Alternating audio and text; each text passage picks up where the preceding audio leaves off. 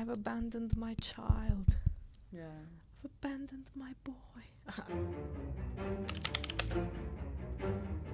Hello, everyone. Hello. Welcome to another episode of the Plot Pals podcast. Welcome. We look like we're just coming from a funeral. I don't know what happened. That's because we're going to talk about a very good movie. Very good movie. Oh, we're going to talk about my favorite movie. It's ever. a dark movie, so that's why I wore a little bit dark.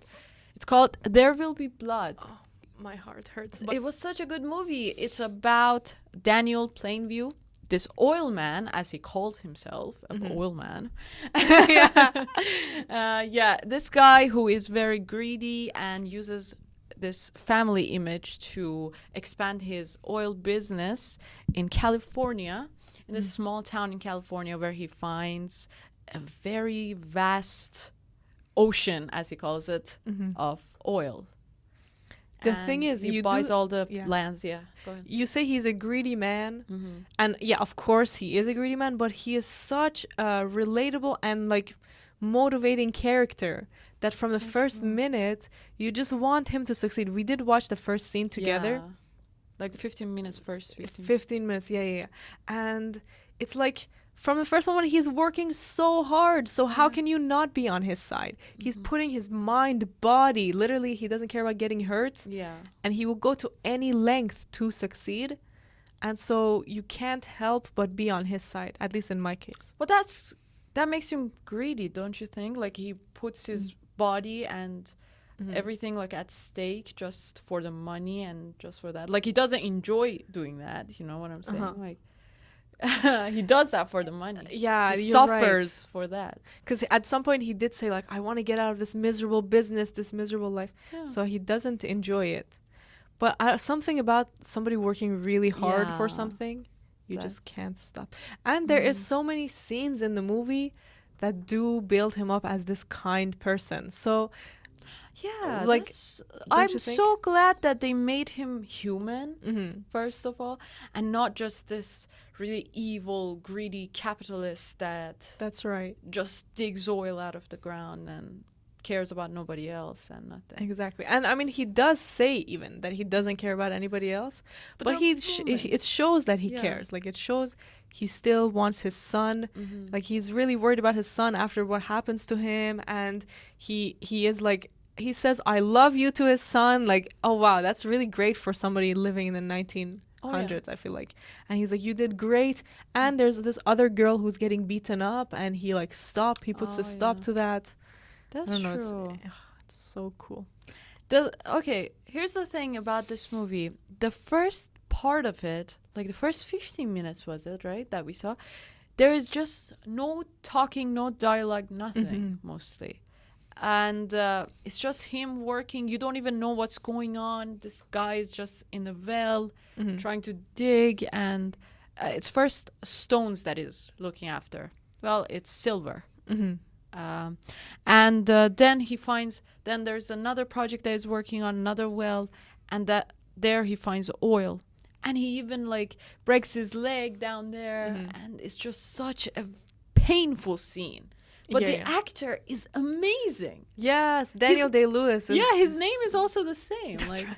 It's so similar. The character is Daniel Plainview, and the actor's name is Daniel Day-Lewis. And actually, the director did write the movie for that actor specifically. Oh my goodness. That actor is like well known as being one of the best actors to have ever worked and lived. And you can tell, And it's so cool that such a good actor. Together. You could feel the pain when he was like just grieving and just yelling out there when he broke his leg.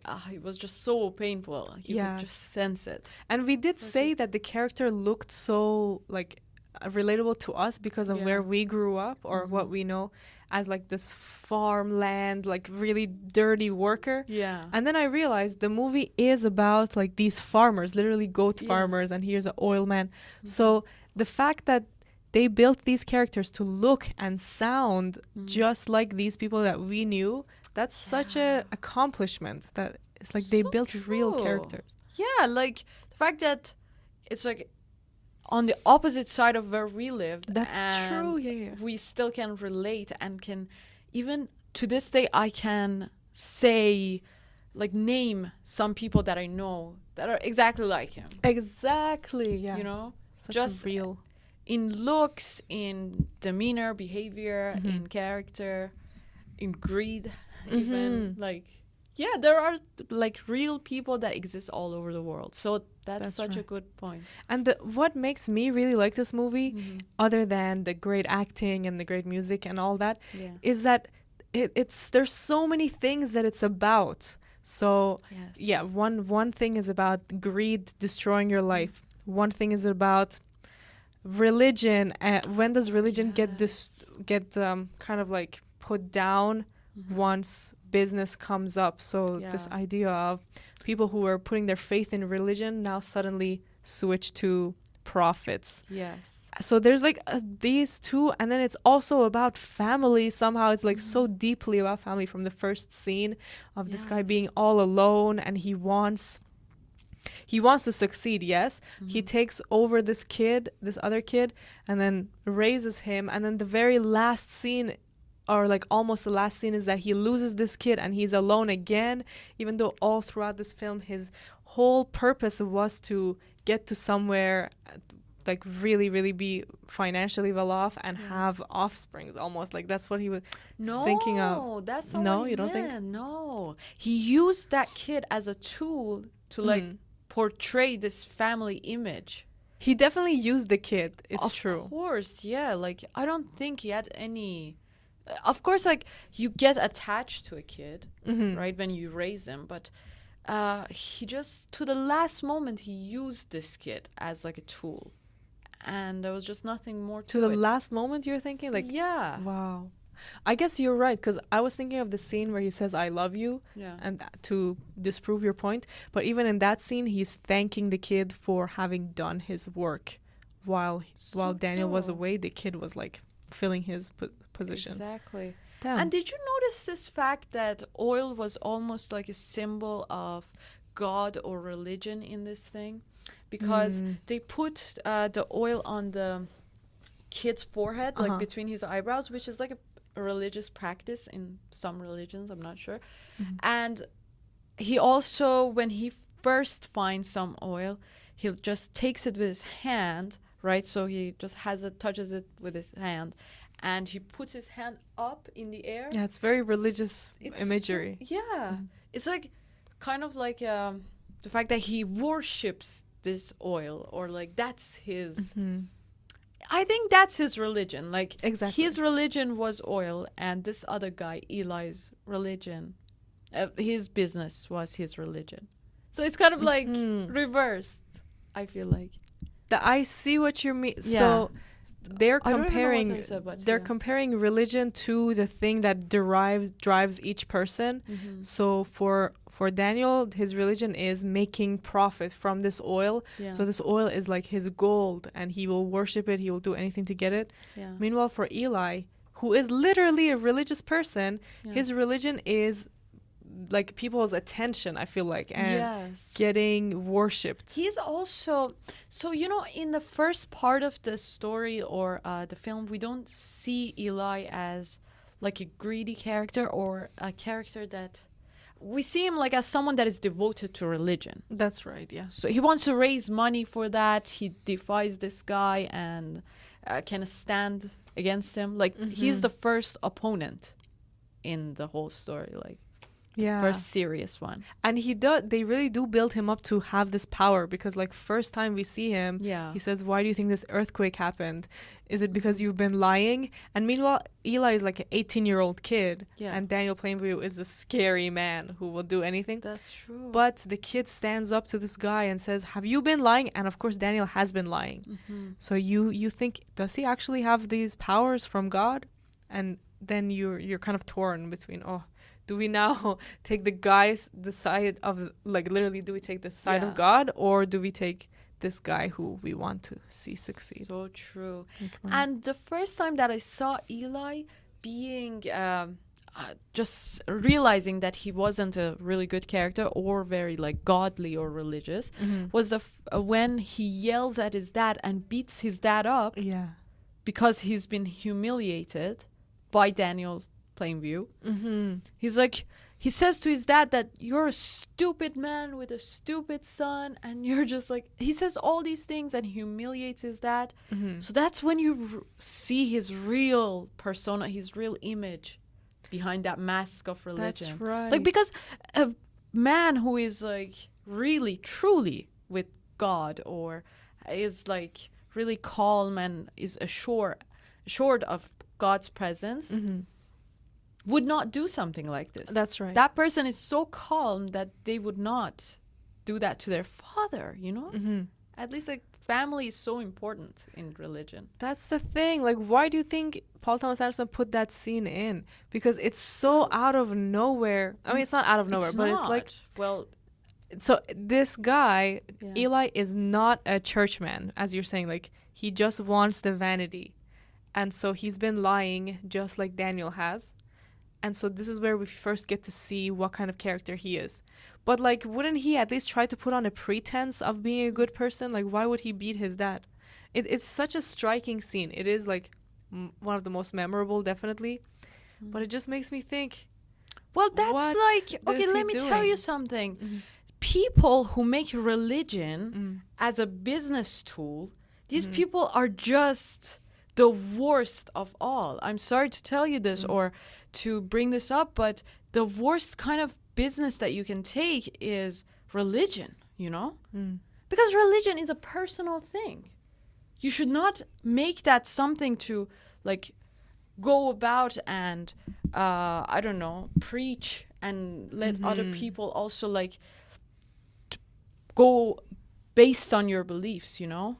So people that are like this, people that use religion as something to make money or something to make their whole persona based on, these people are just not what you think they are. They're not any more moral than the average person. That's right. So There is no moral people in this story, just like Vanity Fair, Yeah, actually. So true, yes. And it's such a good point, because that's what's going on in the world. And that's what's been going on for years. Those that are like religious leaders, they're just not any more moral than any other person. Even if anything, they're just worse than every other person, because That's right. others, at least, they don't try to make money by God. They don't try to make money by these things. If you want to, the thing about religion is that it was made to build cities and civilizations, and it has got us to this point in life, and it has advanced humans. But those that are like, try to make this their business to get everybody to believe what they believe and do what they do, they're just looking for power, and they're just looking for this exactly vanity and superficial things. So The thing is, do you remember the scene where Daniel kind of like renounces his old ways and comes to the church and like lets Eli, what's it called when you get baptize him? Yeah. So the things that Eli makes him say are right, though, aren't they? Like he says, I've been a greedy man. I've abandoned my child. Like he has done those things. Yes. So isn't Eli doing him a favor by Well, the clearing thing is, him? he's humiliating him. Well, first of all, God wouldn't do that, you know? That's the thing. Like, God wouldn't put someone on a pedestal in front of everyone and say, like, repeat these things and say that you were like this and that. When he is being baptized, I think the only intention that Eli has in that scene is to get back at him and to be and to humiliate him in front of everyone, as he's been humiliated by Daniel. So he's just trying to get back at him. His intentions aren't so pure and so godly and religious, I think. That's right. He just wants that power dynamic over him, like that, say that I'm the one that is hitting you now. I'm the one that is like telling you what to do now. I do wish that Daniel learned something from that still. Like, I know he's getting humiliated. Yeah. But if he just forgot about what Eli's trying to gain from this and focused on his life, maybe he would have had a better ending, because all I want for him is to like learn the mistakes, because he's such a good character. Like, please don't become a murderer at the end, you know, like keep just learn to not abandon your child and all that. But I feel like He's already been a murderer at that scene, though. oh yeah, Henry was before that. Yeah. Oh, He killed jeez. that guy also. So lots of things happen that we skipped right now. That's right. The thing is about family.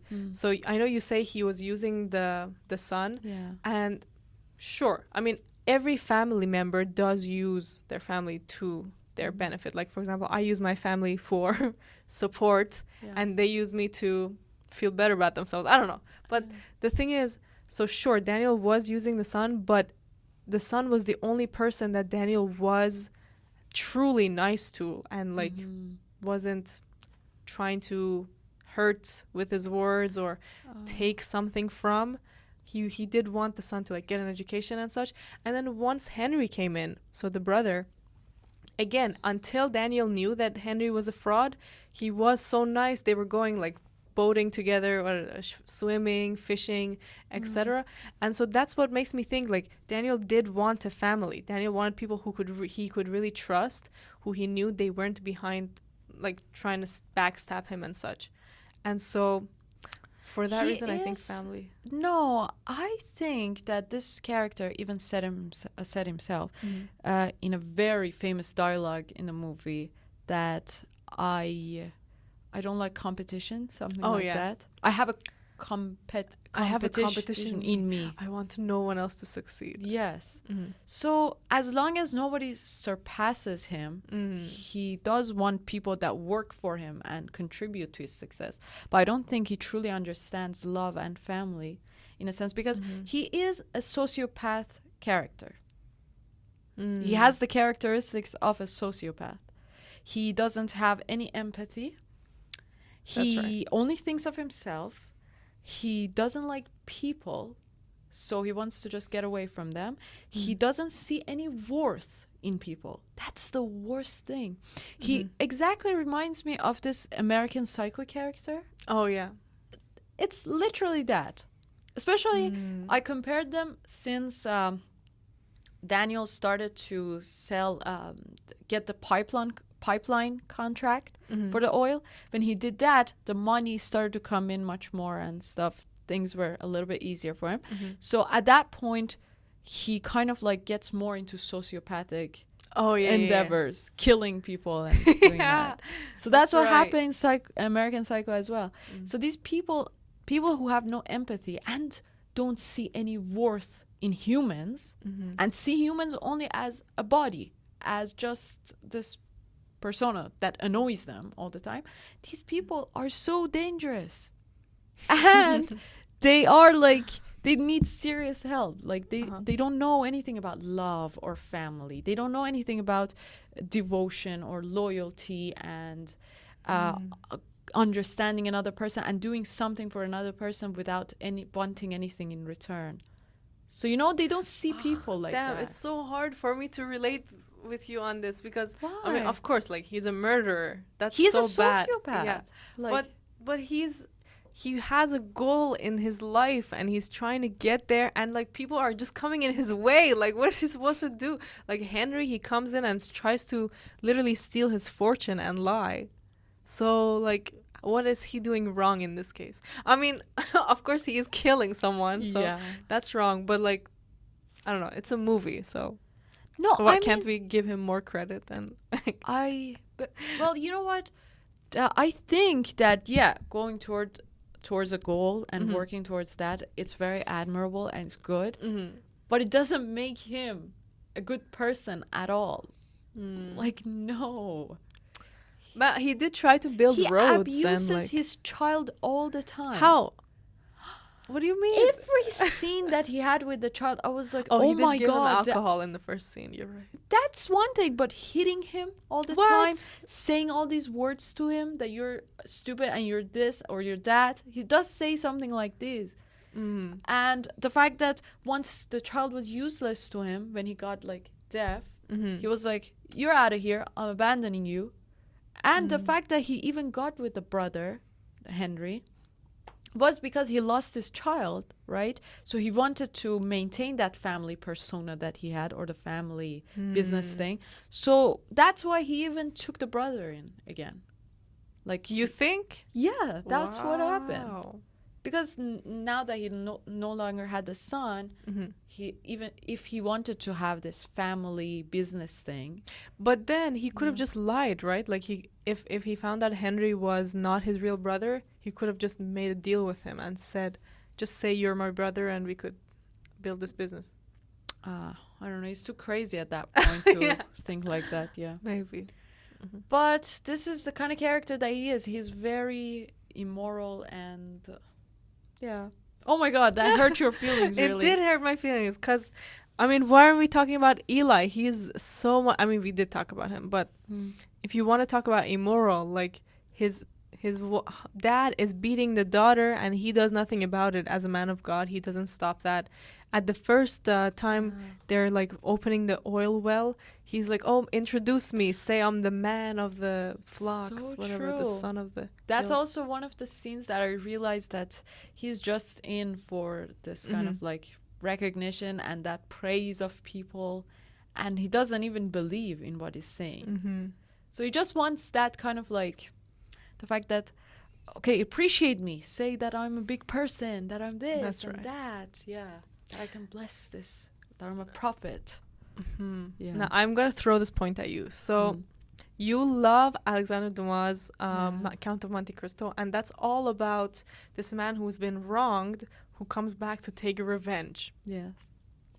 A revenge which he believes he deserves. So here, again, we have a character who is really like fought for his way in the world.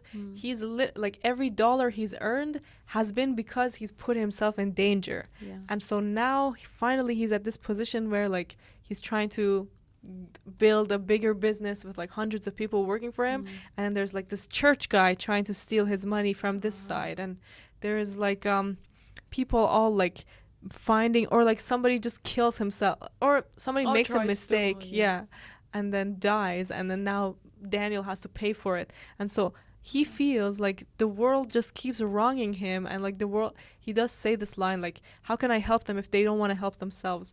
So he feels like the world is against him. And then later, like this Eli guy, he after humiliating him in front of everyone, humiliating Daniel, he comes back and he's like, I will sell my land to you now, or he said something like this. And Daniel's like, it's too late. Like, and at that point I was totally on Daniel's side, because I'm thinking, this is like bringing out my narcissistic and sociopathic. I can see that, yeah. But I'm just thinking like, oh, get your revenge. Like, you've been so wronged for so long. Daniel was wronged? Oh my god. I don't know. What's going on? You show some like really dangerous inclination towards this character that I'm like, oh, what is happening? What is it? I don't know. Wow. But okay, the thing isn't of the revenge story is deserved? no, I don't think there's any revenge in the story, is there? Well, revenge there and the is. humiliation. There is, yeah. He tries to, at the end, the dialogue that they have, like in the last scene, is him getting the revenge. Yeah, he's trying to get back at Eli for humiliating him in the church. That's right. So again, giving that kind of thing. Daniel says to Eli to say, God is just a superstition. Say that out loud, and that I'm not a prophet, something like this. Yeah. And at first he's like reluctant, he doesn't want to, but then quickly he says that. But Daniel said louder, louder, louder. So he just breaks down and stuff. That's also a very funny scene. That's an emotional roller coaster. Dark, yeah, and funny. First of all, they run around. I know. Yeah, it's so surreal. So many things happening in this scene. Yeah, so cool. And then he just runs after him and beats him to death. Like, of course, I do think that the beating him to death is too far. Listen, really.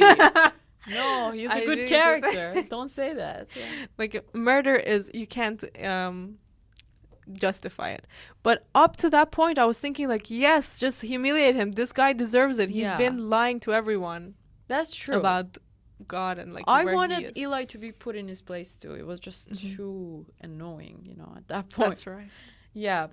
But I think this story just doesn't have any like good character, just like Vanity Fair as we talked about.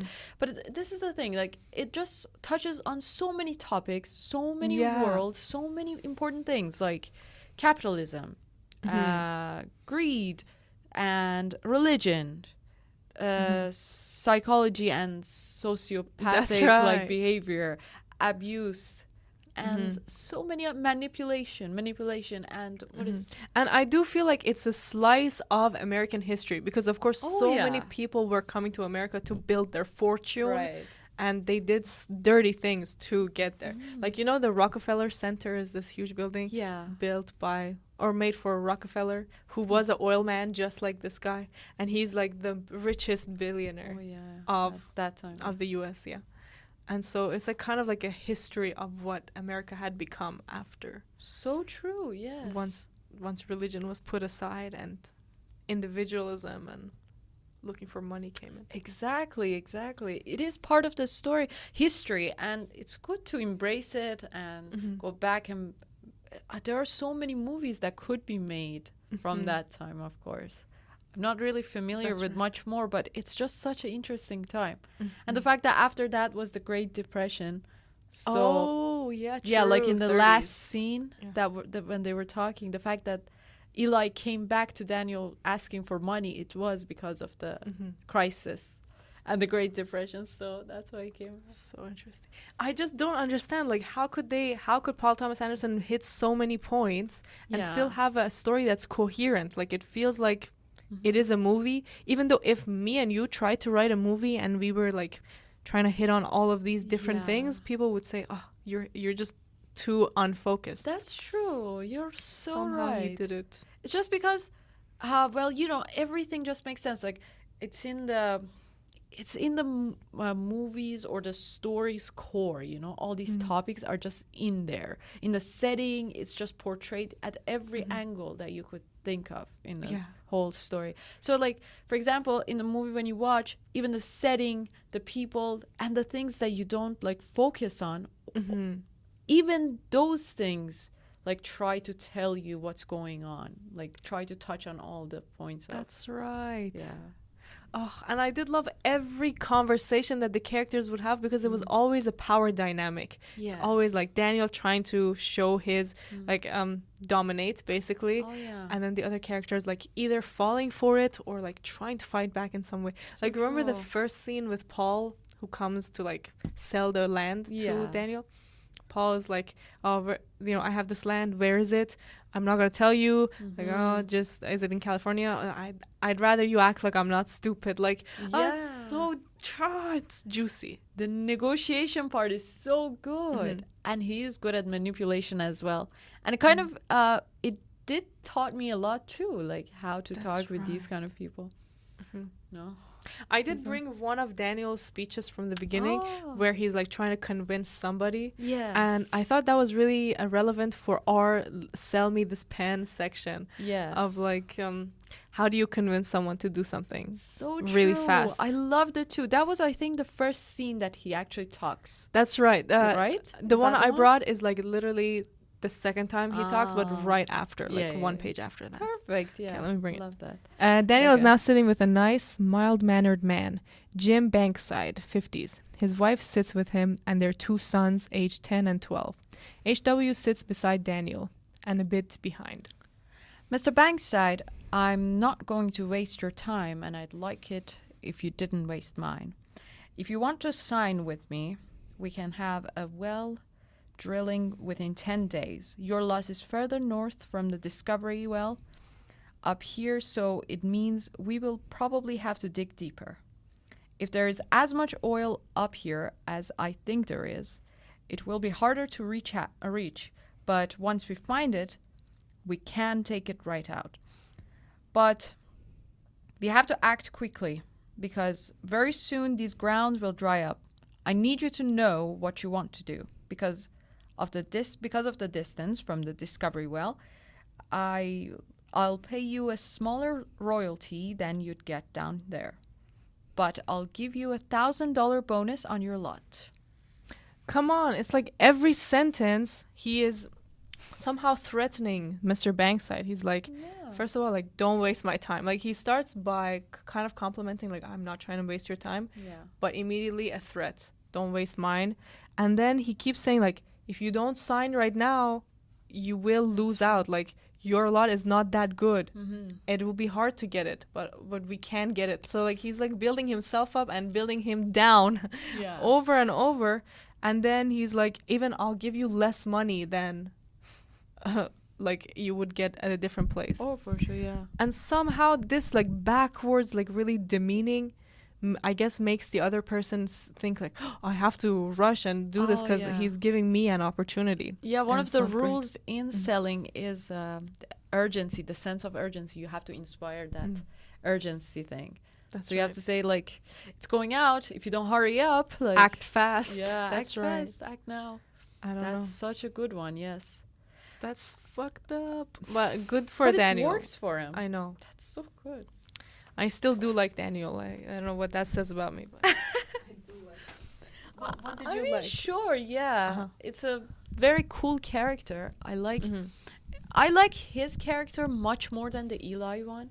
I like a character that owns up the dark side of himself, you know? That is a monster, but at least knows it. Or even if he doesn't even know it, like, he's not trying to hide it, at least.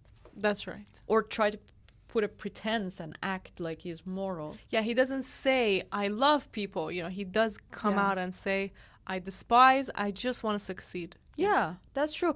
The people that I despise most in this world are those that put this moral pretense and act however they want, you know? Those are the worst type of people ever, you know? The most disgusting. So, yeah, I think the Eli character was much worse than him in that sense. Okay, good. Yeah, but, okay. So there are so many things I like about this movie.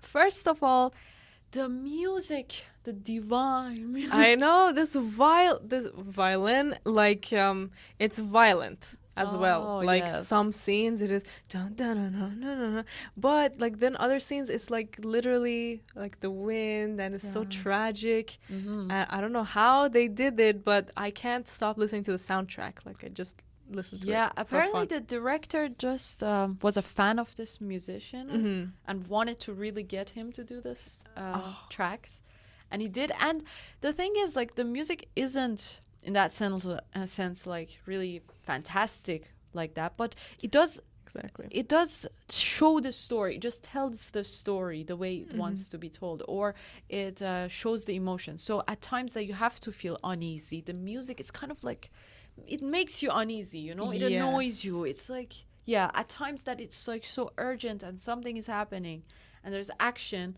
it's just conveying that. So yeah, that's why I like it. Yeah, you know? and it is, I think, almost all just violins and like cellos. Really? There's no other instruments. Wow, okay. That's a choice, right? Decision. So But true. there's this one song called Prospectors Quartet or something. Wow. You gotta listen. It's so beautiful. It's so beautiful. It's just like, makes you want to cry. Wow, okay, I'll check it out definitely. Good for Paul Thomas Anderson. Like, he is, of course, one of the greatest directors to have ever lived. The way that he got all these people who he loved the work of, like the actor and the musician, he wrote an amazing script himself, and then he got the best people to join him, and that's how he made one of the best movies of all time. You know, There Will Be Blood, I think, is on there, on that list of like for sure 10 best even. Oh yes, exactly. I mean, I haven't watched a lot of movies, but this is just easily one of my favorites. It reminds me of Oppenheimer as well. The fact that they went to this, they had this project, they had to go there in the middle of the desert, and they even built like schools and everything, churches and everything for the families. They said that we care about your families, like the workers' families and stuff. It just resembles that so much. But I think didn't even notice that. It's so true. Yeah, I think I have to say Oppenheimer resembles this much more because it was in 2007, right? Mm-hmm. So, but of course, Oppenheimer, has a very special place in my heart because of the music and all that. Again, So, yeah.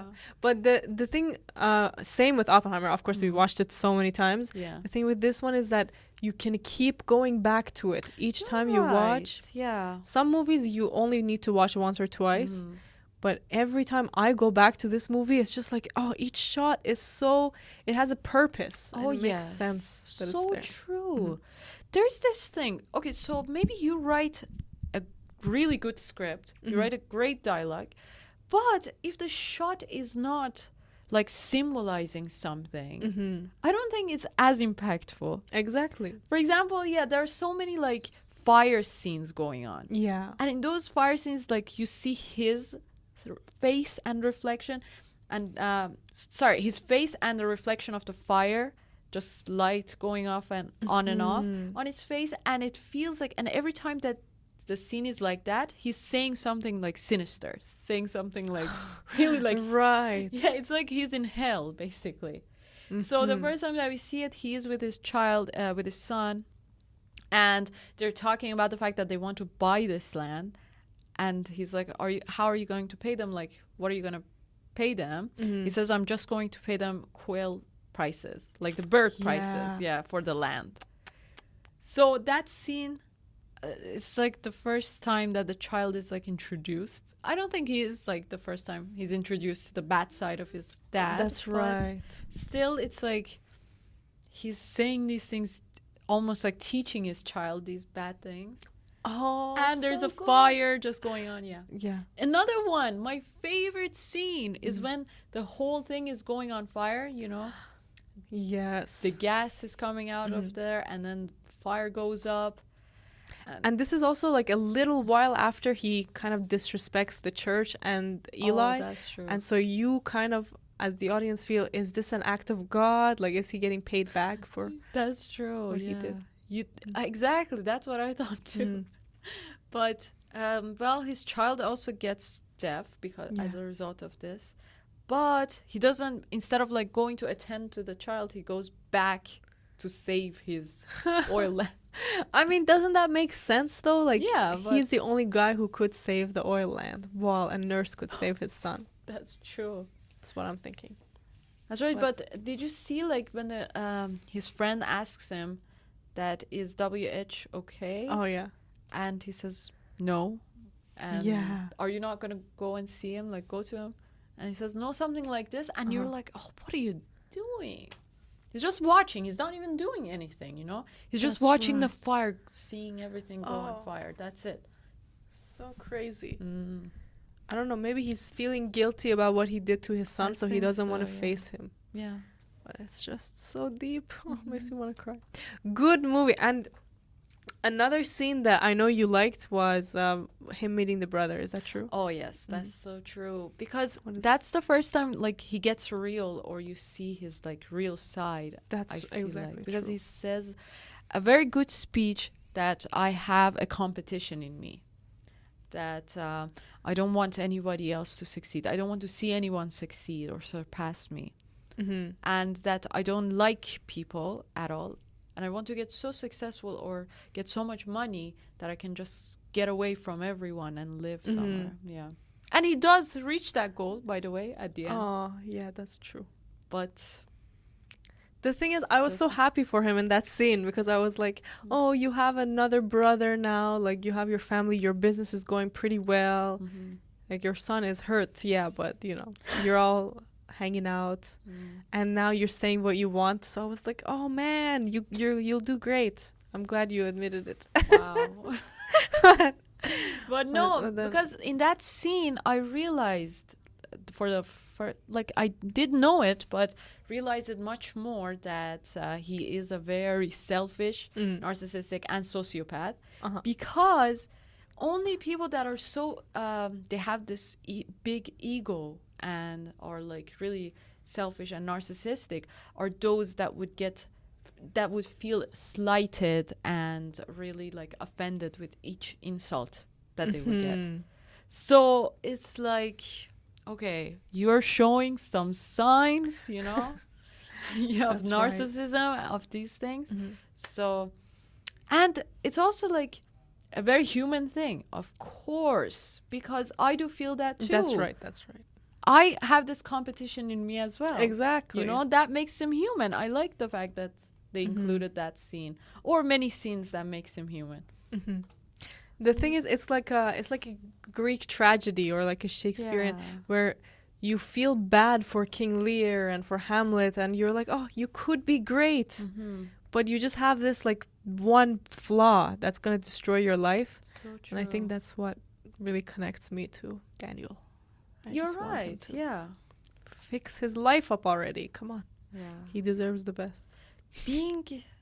This ego thing is just so bad. Everybody is involved with their ego, and that's what makes their life miserable. And to the extent to which you are really like affected, or like you are affected by and influenced by your ego, you are like your life is determined to be miserable or not, or like the misery of your life is determined, basically. That's right. So all the bad things that happen to you is literally not a result of outside things or God or whatever. It's mostly like you having this idea of yourself, this idea of me, that I'm this and that I can do this, I can do it. I need nobody. I can do it. Nobody should put me down or make me feel like that I don't worth it, or that I'm not that. I should be the best at everything. I should be praised wherever I walk to, and everybody should bow to me. Exactly. When you feel that, like to the extent that to which you feel that, the more miserable you're going to be. Yeah. That's like the paradox. Key to life. Like if you want to have one lesson in life, and this is just something I learned from these Persian poems, is just that ego is the problem. Like ego is the enemy. Ego was something that made you be you right now, like made you survive in social situations and made you survive as an infant.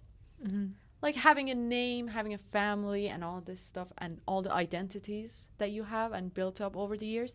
These things made you survive in the wildlife and in the social life that you had.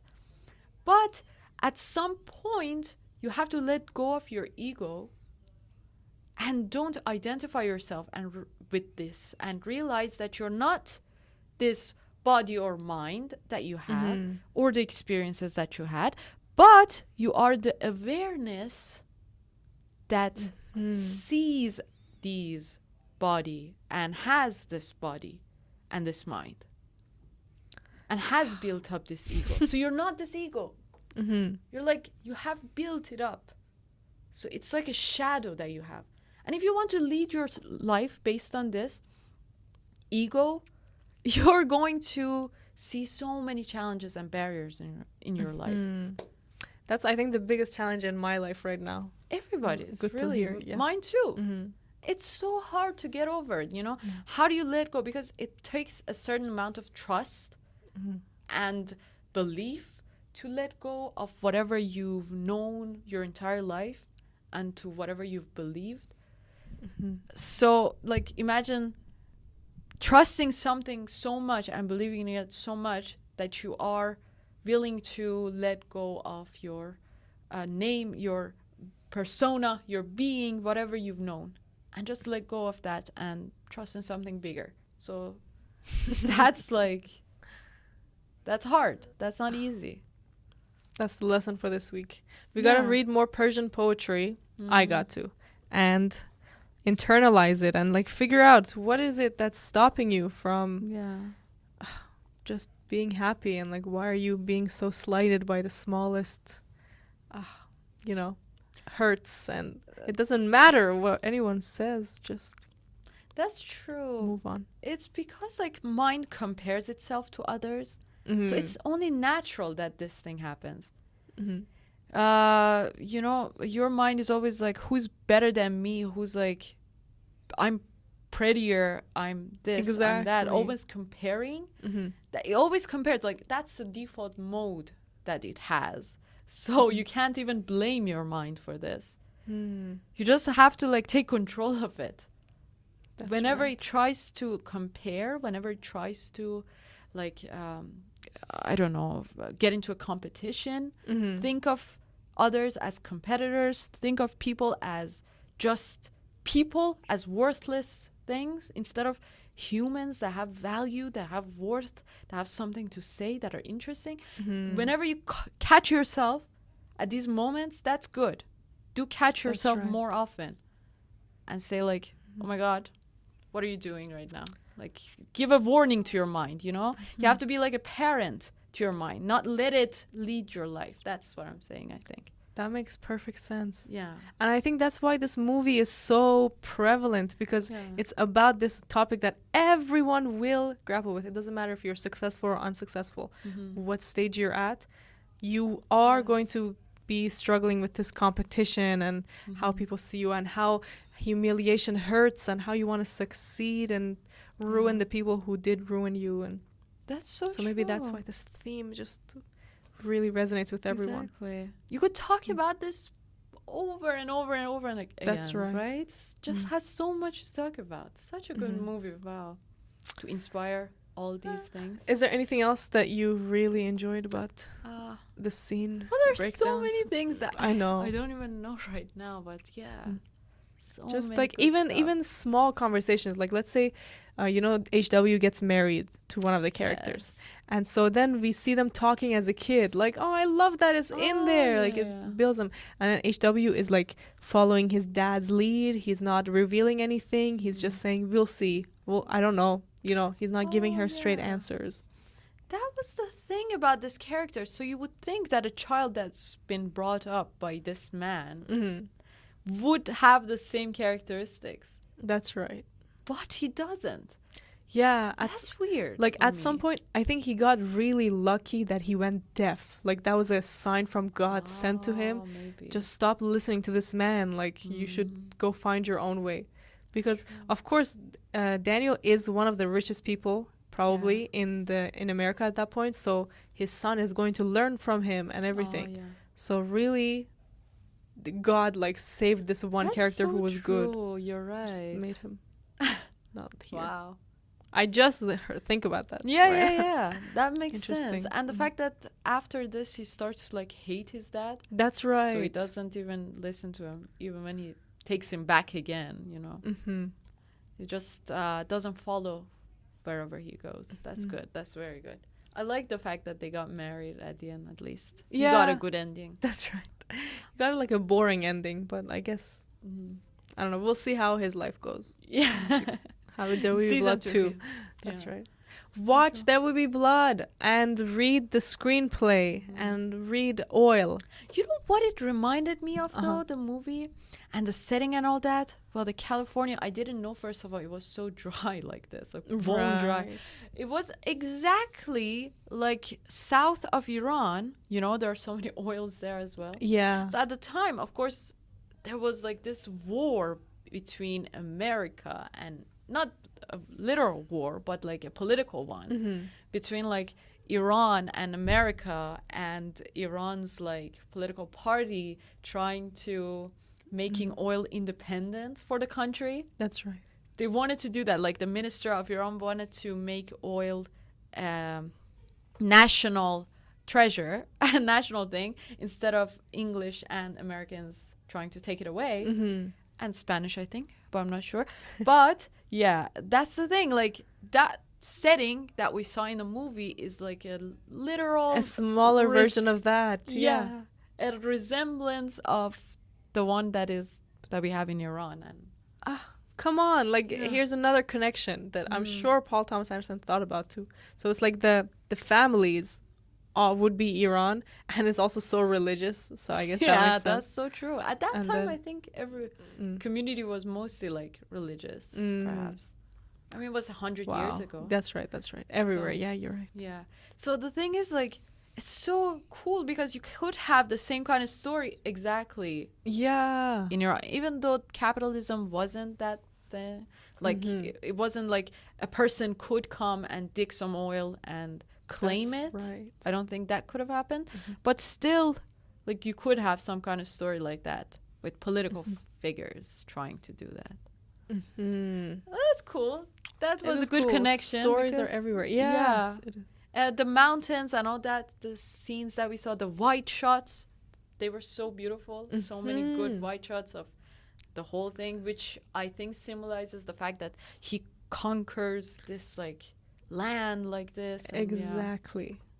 I don't know. I just really like this guy. Like, Yeah. I'm glad he didn't die at the end of the movie. That's the only thing.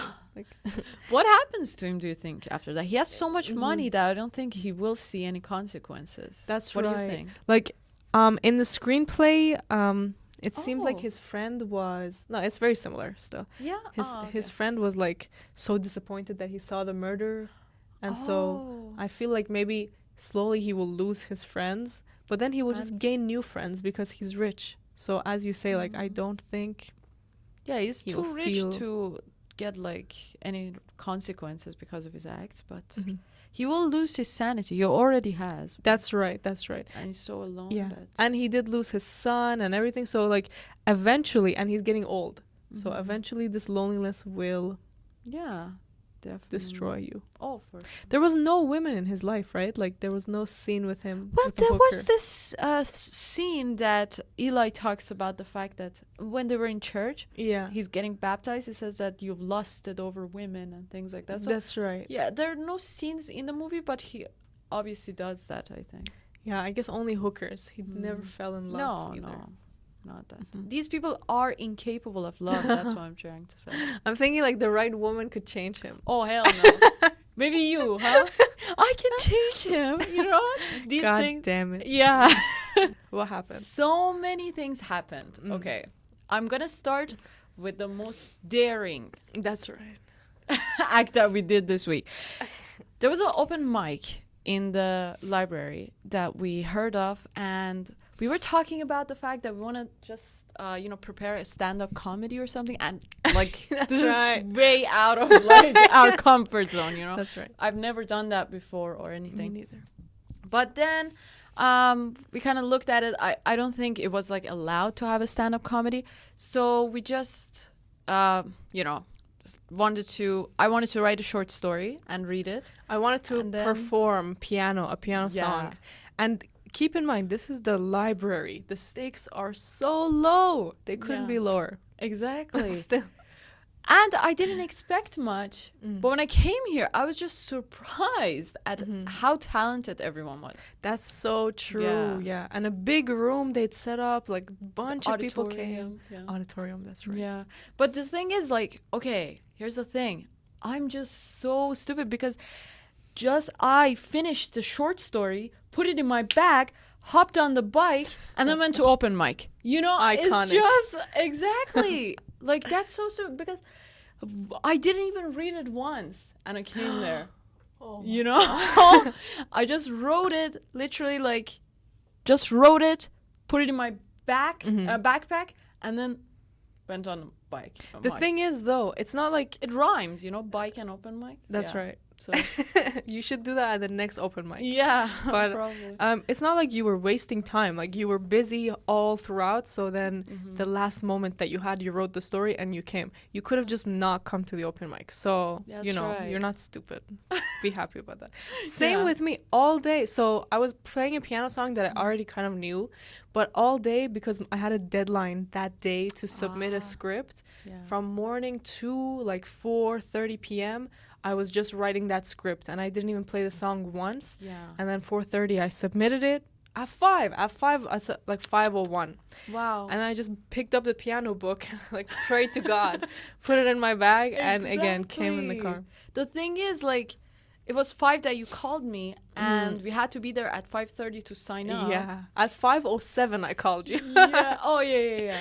But the thing is, still, I was at home. Like, when you called, I was still writing. Oh my God. And I didn't go until 5:15 or 16. I just left the house, and it took me like 15 minutes to get here. So I came and then signed up and Oh, signed up so your name lucky. as well, so you could come here Thank you. anytime and do that.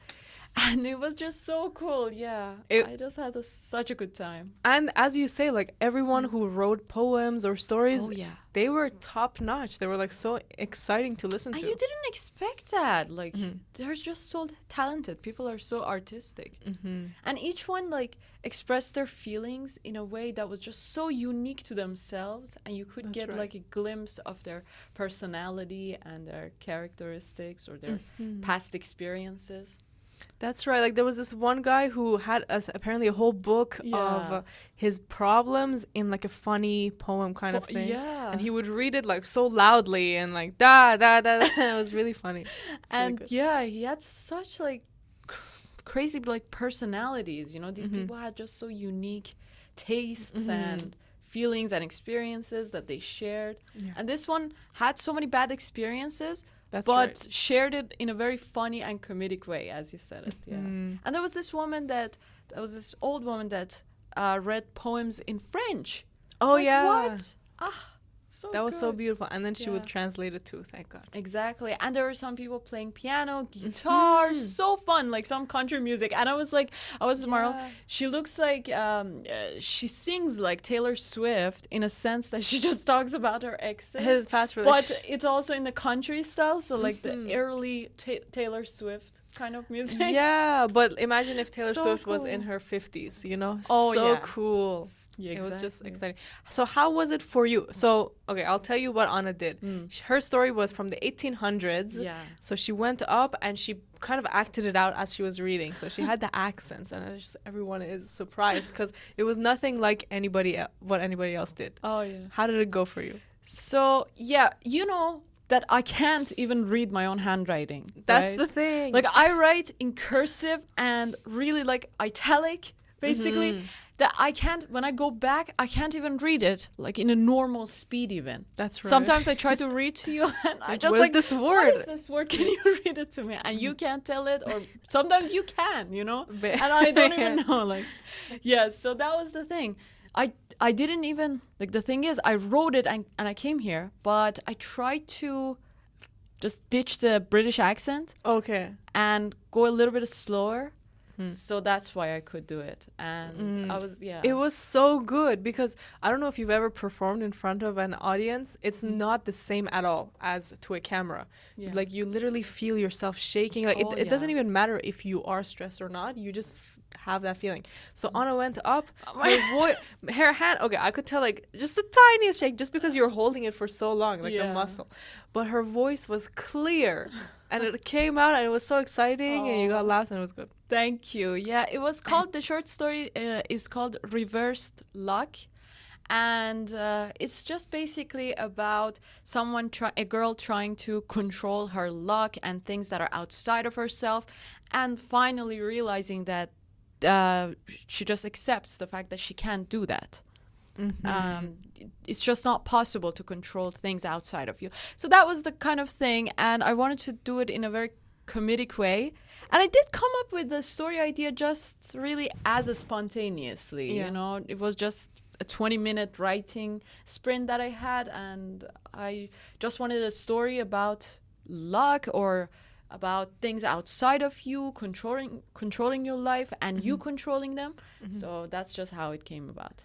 And the setting, of course, is always in the 1800s. So it was easy. That's so good. And then for me, I was also doing something from that era. Exactly. I was performing a song by Mozart.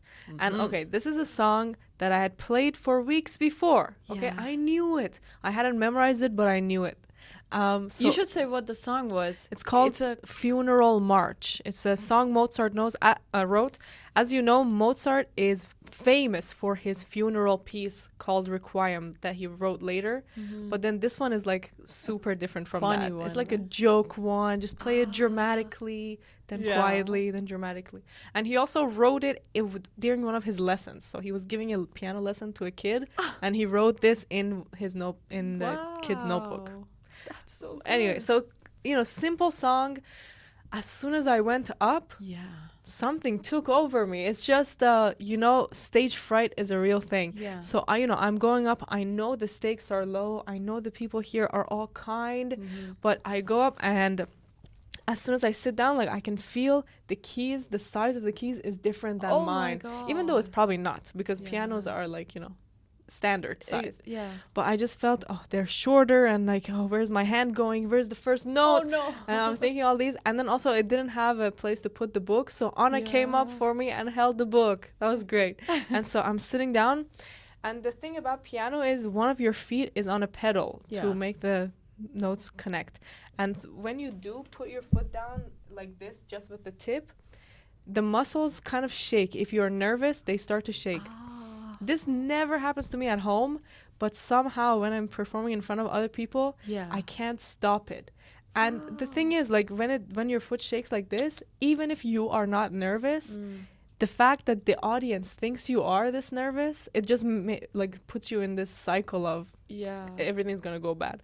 So I start, and then I start again, and I start again, and of course, each time you make a mistake on stage, it just like makes it harder to then like go back into because you're overthinking. Now you're thinking, it's terrible, I've ruined it. What about, even though you're supposed to just be in the moment, but the focus thing on the is, note. like, let me tell you, you were just so charismatic and just, I'm telling you, like, so charming that nobody even noticed this, And they were like, Nice. This is what I felt like. It was just, you were just so charming in the way that you were saying it. Okay, this is next time that I'm gonna do it and stuff, like making it so funny bad. and good, because there were some other ones that did play and they did make mistakes as well, but they weren't as like they were so serious about it. But you took yourself like really Okay, good. to an extent, I agree with you.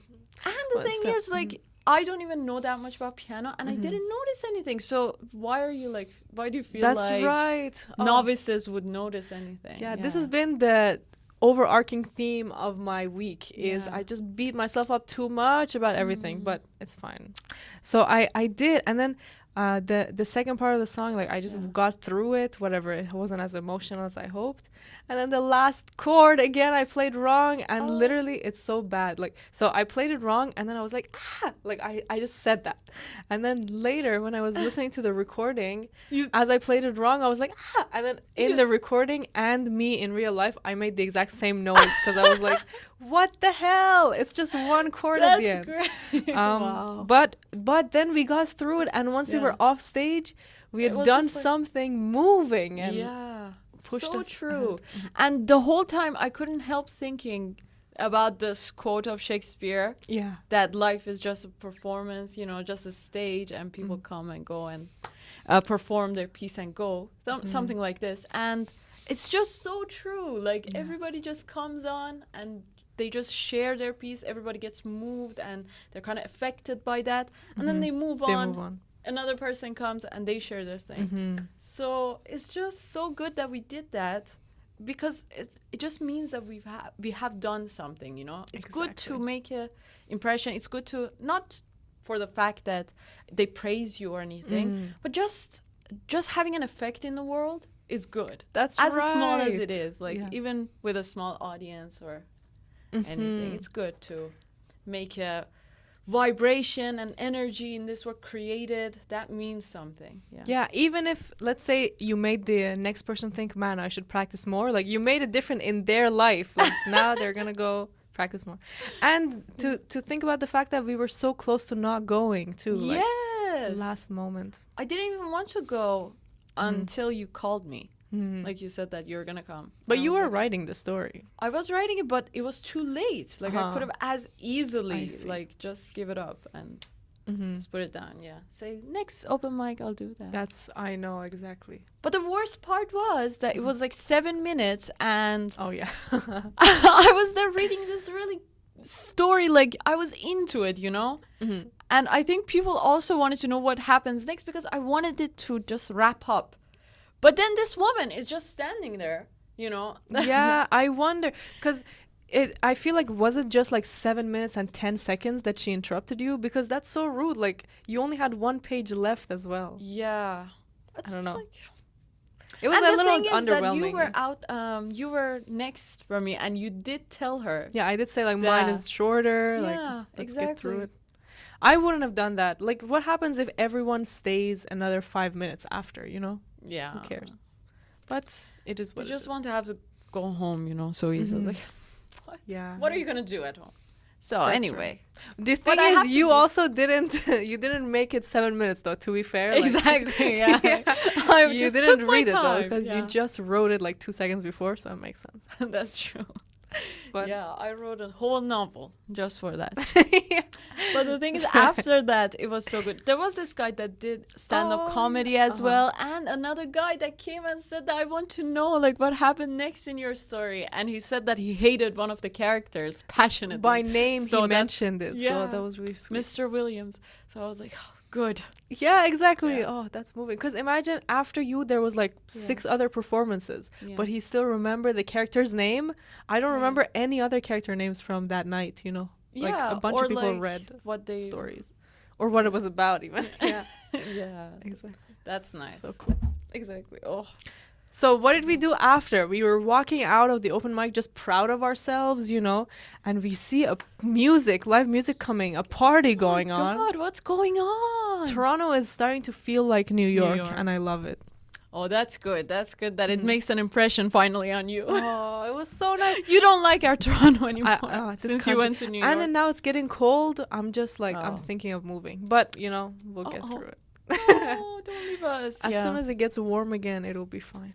yeah. So music is playing, we sit down and listen, and it's cool, and we're talking about the open mic, and then suddenly this charismatic guy comes out, and he's like, there's gonna be a Persian music. dance, music, everyone And get I'm on your like, feet. Oh my God. That's my thing, you That's know? your Move thing. away, everyone. That's my thing. Clear the stage, Anna's Yeah. coming. And it was like, oh, wow, we just got out. What if we never came to the open mic? We would have Yeah. never come to this event. Oh, for sure, yes. Everything was lining Last up. week when I came to another festival down there, like in that North York Center, I was like, okay, they're going to have this Persian dance and stuff next week. But I completely forgot about it until that day that we came there. Uh-huh. So it was so cool. We went there, we danced. There were like Zumba with Persian songs, and but I didn't care about the Zumba. I danced like You just did I your would, yes. And there's this thing that comes to me when I like there's Persian songs or there is like the opportunity to dance. I'm like, I get so selfish, and I just want to like take the spotlight, steal it from everyone, you know? I become like incredibly narcissistic and selfish. Oh, it's only because you're good at it. So you're like, get away, peasants. It's my time now. Queen has Yeah, come, yeah, cleared away. That's right. That's So it's fair, but because I want to like I want to express myself and dance. Dancing is just my thing. Like I love it so much, especially like Iranian ones, because the movement is just so soft and so beautiful that I Yeah. just want to express myself that way. So when there's Persian song, it's just my thing. Like I don't care if you're performing up there. I'm stealing the spot. I'm doing that. But That's I great. wasn't as good when I watched the videos because you were so good. Oh, you just No, make it no, look so trust me. natural. But We did really take a enjoyed video. it. Watch that Yeah, video yeah, later. yeah. But we enjoyed ourselves, and you danced all night too. Oh wow, it was just the night of, so I don't, even if they played English music, Yeah. I would have still enjoyed it. But because it was like this blood, oh, we feel the song, I was just jumping as high as I could, Yeah, and like so much energy. it's so Wow, Maral exciting. had so much energy that I couldn't believe. Like the fact that I watched the video and it was just astronomical, you know, the energy you had. Trust me, like Oh, wow. everybody else, even including me, were just nothing to you. Trust interesting. Me. Yeah. But okay, so in the bachata, we got to Bachata. get- Salsa. salsa, we got to find partner. partners. That was my first So time. exciting. Okay, I have danced with guys, but not like Not you know, holding hands. Hands, you know, dances like I that. know. You too? No, yeah, I did in prom, but I was gonna say Ah. like this was nothing compared to prom. It was so much better. It was, emotional. Yes, it was much sexier too because it was salsa. That's so your right. hips moving and doing that. And it was my Exactly. first time doing that also. Such a good dance. Mhm. And it's The like guy has his hand out, and then you Yeah. put your hands in there, and then you start twisting. okay, It's so good. I noticed something about myself. I realized something when we were dancing. It's the fact that I seem to not be able to give control and lead to the Okay. guy. So I would like, I would You lead would it. lead it. That's so bad because I don't want that. And at times, like, it would be like this power dynamic that he wants to lead, and then I want to lead. I see. So funny. And he would actually say, like, okay, do you want me to lead? That's crazy. So fucking good. Yeah. And I noticed, like, oh my God, I have this problem, I think. You're a with the strong, whole- independent lady. You want to lead the Strong. dance. What's wrong with that? It's fine. But the thing is, he also had, like, salsa classes, like, Oh. I think recently as well. Uh-huh. And I didn't even see him before like he came and asked me, like, do you Oh, want he to- found you and asked Yeah. you. That's great. He was Oh, just look at coming that. from- What the hell? I don't know, yeah. He noticed your dancing and he was like, I want the best part. But but there great. were so many people that could dance salsa so well, like so many couples that could do it very well. Especially like the party was until 10, I think. Oh yeah. Like it continued until then. And then we're dancing Magic. so good. And I just wanted to leave, you know, to make this impression of the Cinderella kind of thing. Exactly. Like you don't Yeah. want to stay until the last Oh, moment. hell no. You want to just What are you, like leave a- some. Yeah. What are you, a slut? Yeah. Yeah, You gotta exactly. leave. Yeah. So true. Like I was just like, oh my God, I have to leave before 12. But 12, like Cinderella is also like giving too much away. You Oh, know? yeah. Like what the hell? 12 p.m. Go I was home. like- 12 a.m. actually. Yeah. It was like 9 when I was like, I have to leave my shoe and let's run away. I have to go. I'm sorry. That's right. I'm That's too late. Yeah. That's exactly what I like- said too. Yeah. Did you feel that? Like thought that before going? Well, Like, to I be want honest- to make an impression or something? I think I wanted to kind of get out Yeah. as soon as possible, just because like you can sometimes tell where a conversation is going, and you don't want it to get Yes, there. You don't want to exactly. say no or anything, so you just get out faster. So true, yeah. Also, I had to go to work the next day, so it made sense. Exactly. And you have like a really long a longer way. drive, yeah. Exactly. So I also had the bike. I had to go back with the bike again. But it was like 9. Exactly, 9 sharp. Oh, you left at 9 sharp. That's great. Yeah, I was like, I have to go. I'm sorry, Mr. Hanso. I have to really Mr. Handsome. He wasn't though, but He was. I did come see you guys, and yeah. not my type really. But dancing makes someone really attractive. That's like, so that's true. such a mating ritual. We have to continue these dancing and ballroom things. I know, right? And the craziest part is the fact that it was like a fairy tale, you know? These things know. don't happen like that easily unless it's like a rom-com or something. You know, people in the middle of the street start dancing with each other. That doesn't happen. So true. Yeah. It was so Unless it's magical. rom-com or it's like in the musical. 1800s. Oh, yeah. As because I was writing, the story also included a ballroom scene, though the character didn't dance. But it's like, okay, Yeah, and you Dreams just do- read it like 10 minutes before. so true.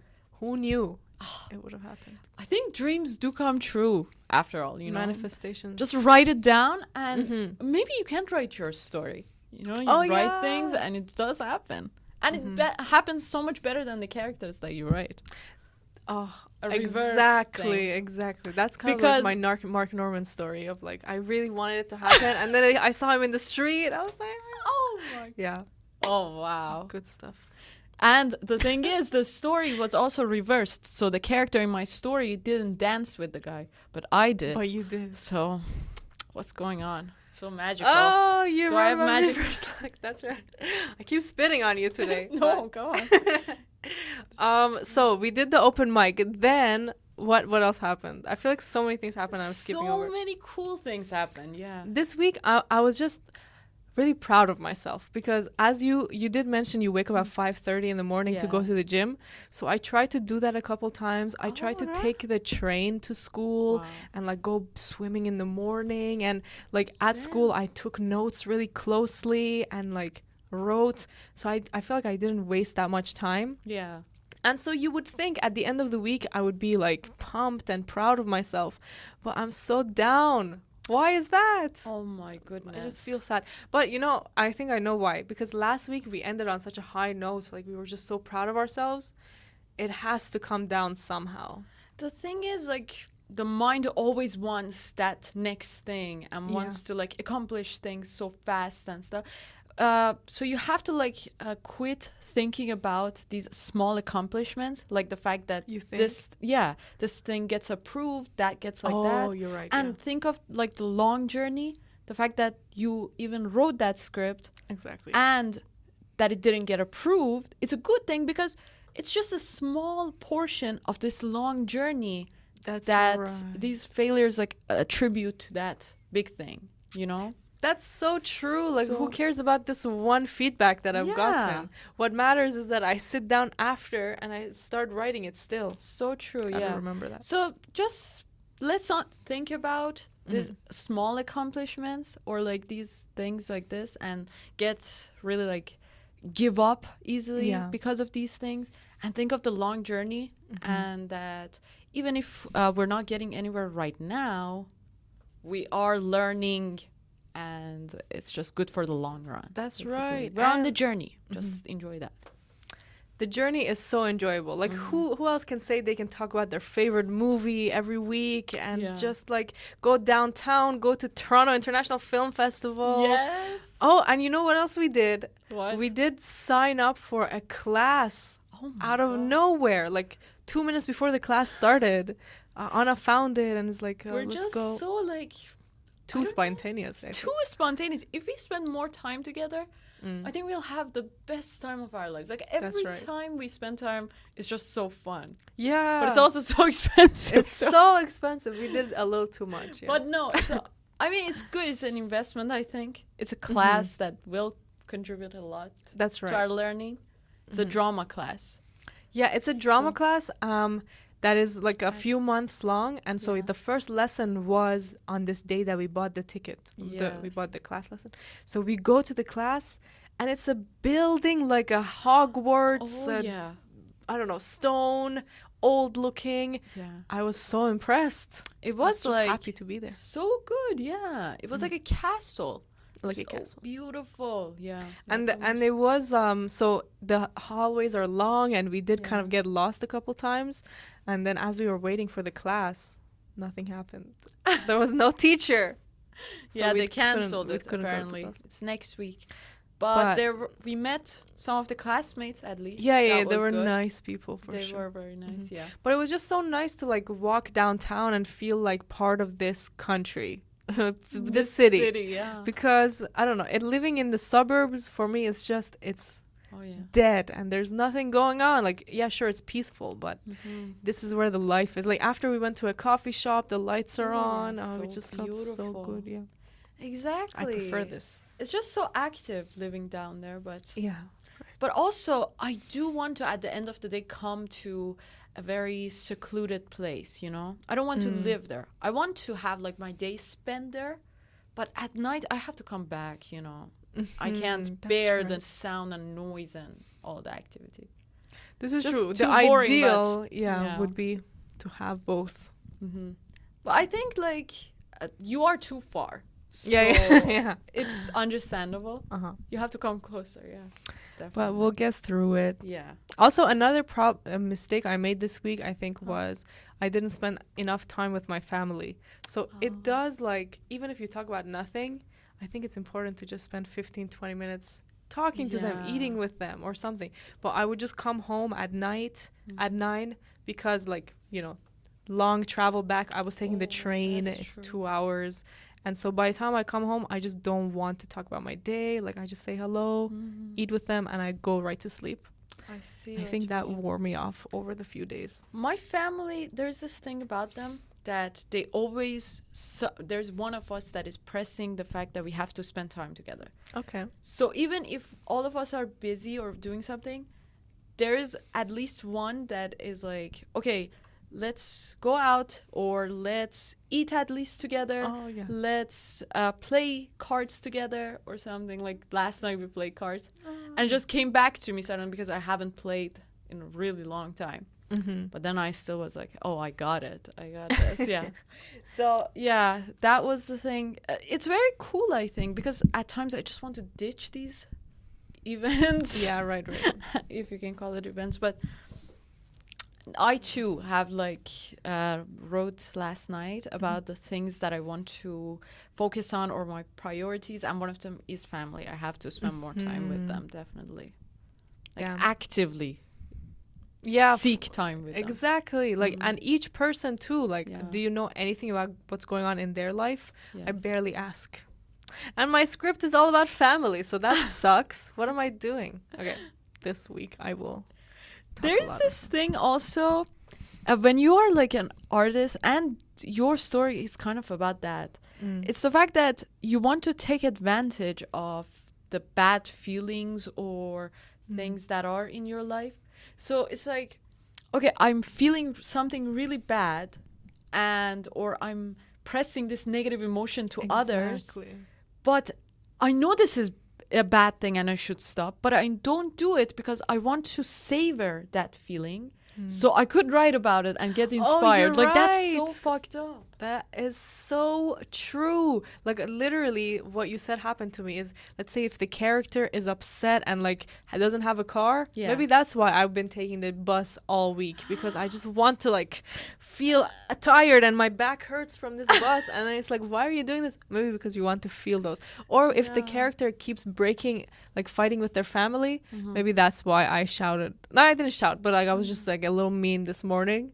Maybe it's all about the writing. Let's say that. I think that's kind of true, even unconsciously. Maybe you don't consciously feel that, but it does happen unconsciously, and you just want to linger a little bit longer in that feeling. Like, you know, like I feel like like a good sentence. Linger a little longer. Linger a little longer. That's a mouthful. Yeah. This card filled again. We keep filling the goodness. cards. Yeah. We need a bigger card. It just shows that there's so much to talk about this movie. The man, the myth, the legend.